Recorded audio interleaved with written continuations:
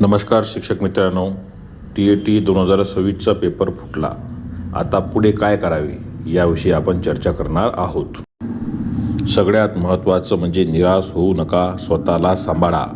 आपण TETचा चांगल्या रीतीने अभ्यास केलेला होता.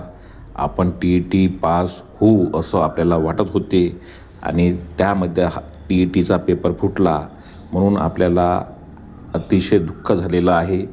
आपण निराश झालेलो आहोत. पण यामध्ये सुद्धा आपण स्वतःला सांभाळणे अति आवश्यक आहे. आपल्या मनावर जे दडपण आलेले आहे, जो टेन्शन आलेला आहे, आपल्याला जो तणाव निर्माण झालेला आहे, हे कमी करण्यासाठी मेडिटेशनचा वापर करा.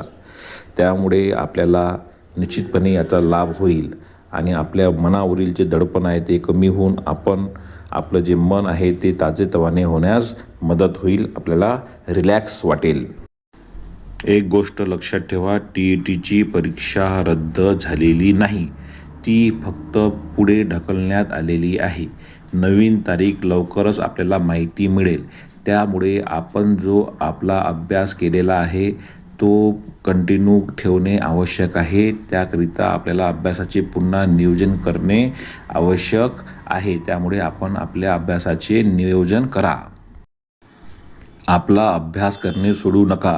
परीक्षा पुढे ढकलण्यात आलेली आहे, त्यामुळे आता अभ्यास करण्याची गरज नाही, पुन्हा आपण अभ्यास करू असं म्हणू नका. आपला अभ्यास करा.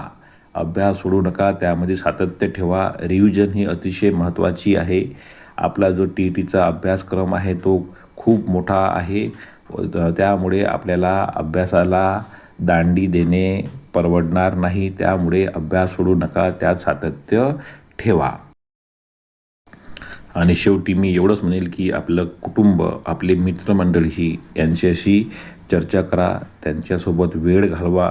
त्यामुळे आपल्या मनावरील दडपण कमी होऊन आपण पुन्हा नवीन जोमाने अभ्यासाला लागू आणि निश्चितच आपली TETची परीक्षा आपण क्लिअर करू. धन्यवाद.